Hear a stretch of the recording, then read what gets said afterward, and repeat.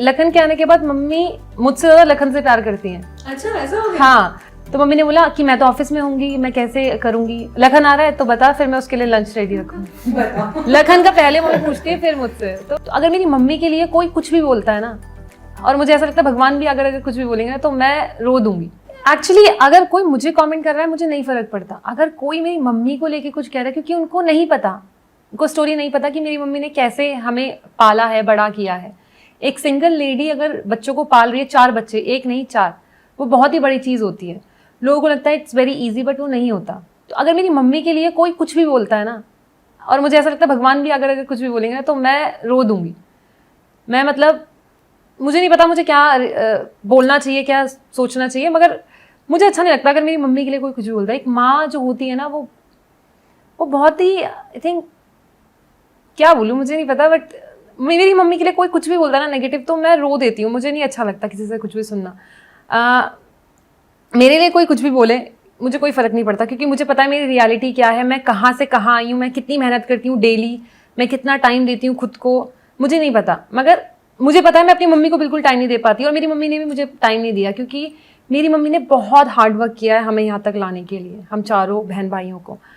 तो अगर उनके लिए कोई इतना सा भी बोलता है ना, तो मेरे वो दिल को ना ऐसे फाड़ देता है मेरे दिल को, और मुझे ऐसा लगता है कि नहीं, स्टॉप प्लीज़, उनके लिए कुछ मत बोलो, मुझे गाली दे दो, मुझे कोई फ़र्क नहीं पड़ता, बस मेरी मम्मी के लिए कुछ मत बोलना। तो बस वो बहुत सारे नेगेटिव कमेंट्स आ रहे थे मम्मी को लेके, 1%, ज़्यादा नहीं, 99% मेरे अच्छे थे, बट कुछ आते हैं ना गंदे कमेंट्स, उसको देखकर ऐसा लग रहा था कि बस मैं उनके पास जाऊँ और पूछूँ कि कहाँ है मेरी मम्मी गलत, तुमने कहाँ देखा मेरी मम्मी को ऐसा करते वैसा बोलते हुए।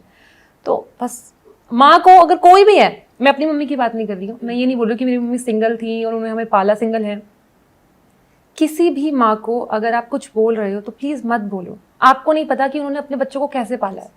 तो प्लीज़, कोई भी माँ है ना दुनिया में, किसी को कुछ मत बोलो। अगर कोई कुछ कह भी रहा है ना, बस हाथ जोड़ लो, नीचे मुंह कर लो और चले जाओ वहाँ से। डिसरिस्पेक्ट मत करो, अगर रिस्पेक्ट नहीं दे सकते तो बस वहाँ से उठ के चले जाओ। किसी को डिसरिस्पेक्ट मत दो प्लीज़। नीतू, बहुत आपने स्ट्रगल की बात करी है, like just a question, like how many years back your father like expire हुए थे, कब, कितना, जो आप कितने छोटे थे, उसका क्या था? मैं सिर्फ 11 साल की थी जब मेरे पापा की डेथ हुई थी, और सच बताऊं तो मुझे नहीं पता था, क्योंकि 2 दिन पहले पापा को एम्बुलेंस लेने के लिए आई थी और हम लोग खेल रहे थे बाहर। तो मेरी फ्रेंड कह रही थी अरे तेरे पापा बहुत सीरियस है, मैंने कहा नहीं नहीं ठीक हो जाएंगे, अभी ठीक हो जाएंगे। तो मुझे नहीं पता था, क्योंकि मेरे पापा बाहर बहुत आना जाना लगा रहता था पापा का। तो उस टाइम भी पापा, मैं स्कूल में थी और पापा की डेथ की न्यूज़ मुझे स्कूल में मिली। मैं बिल्कुल टूट चुकी थी, मगर मुझे नहीं पता था, मुझे नहीं पता था अगर कोई जाता है तो वो वापस नहीं आता। 11 इयर्स। हाँ, तो बहुत ज़्यादा मैं रोई थी, बहुत ज़्यादा मुझे याद है। बट उसके बाद आई थिंक अगर मेरी मम्मी नहीं होती ना तो हम शायद यहाँ, मैं तो नहीं पहुँच पाती यहाँ पर, अगर मेरी मम्मी नहीं होती तो। मेरी मम्मी ने उस दिन एक बात मुझे बोली थी, सेम डे, कि हम चारों को हक किया था। मुझे मेरा तो याद है, पता नहीं वो लोग थे या नहीं थे, मगर और भी लोग थे, कि मैं मेहनत करूंगी, मैं किसी के आगे हाथ नहीं फैलाऊंगी कुछ भी मांगने के लिए, तो तुम भी मत फैलाना अगर तुम बड़े हो जाओगे, और क्योंकि जब तक तुम्हारे हाथ पैर ठीक है ना, किसी के आगे हाथ मत फैलाना। तो वो दिन है 9 अप्रैल 2009, और आज का दिन है। मैंने कभी किसी के आगे हाथ नहीं फैलाया कि प्लीज़ मुझे पैसे दे दो, मेरे पास, या कुछ भी चीज़ दे दो, मुझे ज़रूरत है। मैंने बहुत मेहनत करी है यहाँ तक आने के लिए, बहुत ज़्यादा। और लखन ने मुझे बहुत सपोर्ट किया हर एक चीज़ में। पहले मेरी मम्मी ने, मेरी सिस्टर ने, लखन ने, मतलब मुझे लगता है कि अगर आपको अच्छे लोग मिलते हैं ना तो आप कहीं भी पहुँच सकते हो।